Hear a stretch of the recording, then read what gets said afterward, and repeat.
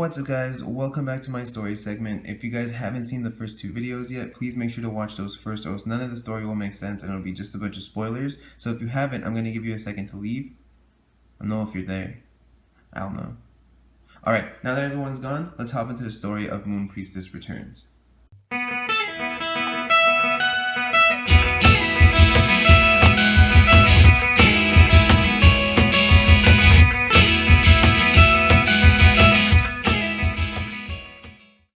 So we left off with Little Red sealing her own self in a pure stone in order to keep balance while releasing Feithsing from her true stone.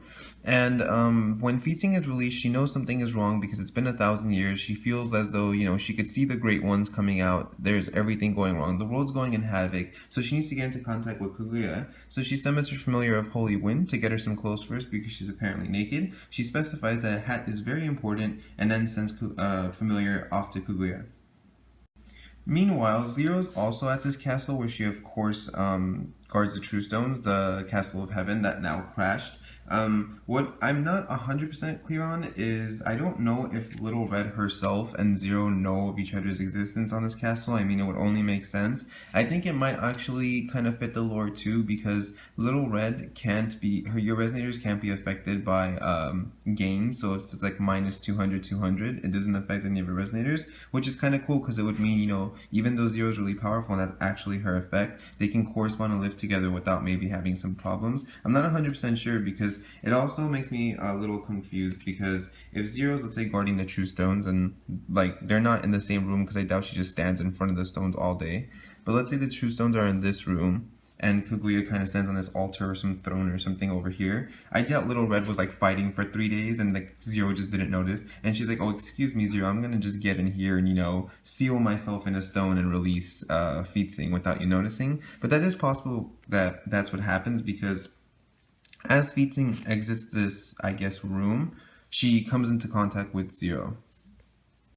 So Zero feels the wind in the air change, so she knows right away that Feithsing is released, and she just gets really irritated because Zero and Feithsing in the past always had like little quarrels 1,000 years ago, and even though Zero was a light resonator originally, which I'll get more into in the story of Millennia of Ages, because she's been guarding these True Stones the whole time, she kind of like resonated just around their presence this whole time, and it made her kind of just consumed with power and greed, and because she just never really liked Feithsing anyway, she's kind of like, you know what, it's been 1,000 years, I can care less that the Great Ones are released and all this stuff is going on, I'm just gonna kill you because I can't stand you.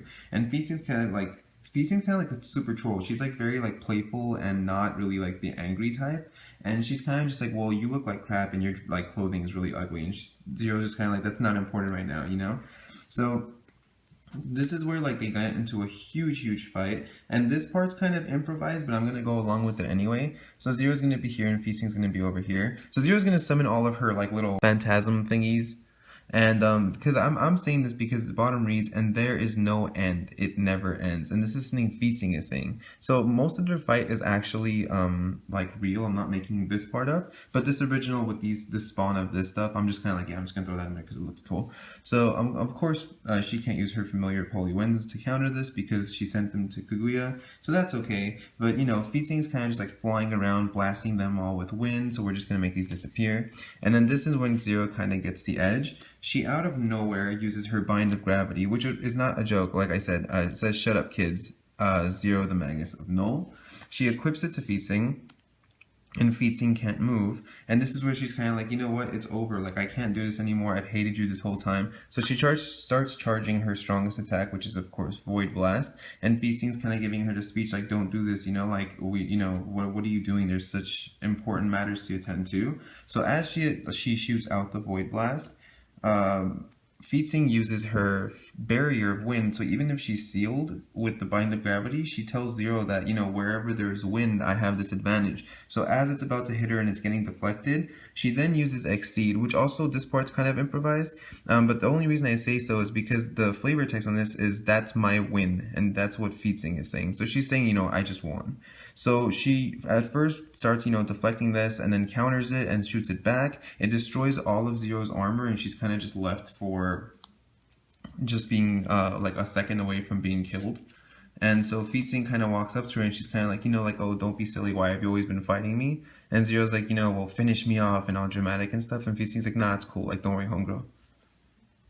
So of course, Feithsing ends up winning the fight. Zero's gonna be passed out in the corner because she lost, and it's really interesting because, like I said, when I did my box opening for Moon Priestess Returns, I mentioned all the flavor text on these cards, and at this point, I hadn't actually read the story, and so I think it's really cool that now that I do this, it's really cool to look back and see all the different things and see how they actually did interact. I mean, I knew that there was like this whole fight between Zero and Feithsing because you could put it together from the flavor text, but I didn't actually think that the art would match so good about like what happened and how it, like the barrier, like I knew it was, for example, I noticed there was a wind barrier, but I didn't notice that this actual like lance part over here was Void Blast itself that she was countering. So I just think that's really interesting. It's kind of like Girtha and Kaya of how their hands are touching if you put them next to each other. So yeah, I mean, flavor text aside, thanks for watching for the story segment. To better understand why they had all this beef and what was going on and why the Great Ones were released and what Kaguya has to do in this, we're going to have to go 1,000 years in the past. And there's no better way to do that than with Millennia of Ages. So once that drops and I've done the box opening, I'm going to get into the story of what happened with the 6 Ages 1,000 years ago. So if you guys have any questions or suggestions, please feel free to leave a comment in the comment section below. If you haven't subscribed yet, please make sure you do so all those videos come straight to you, and I will catch you guys next time.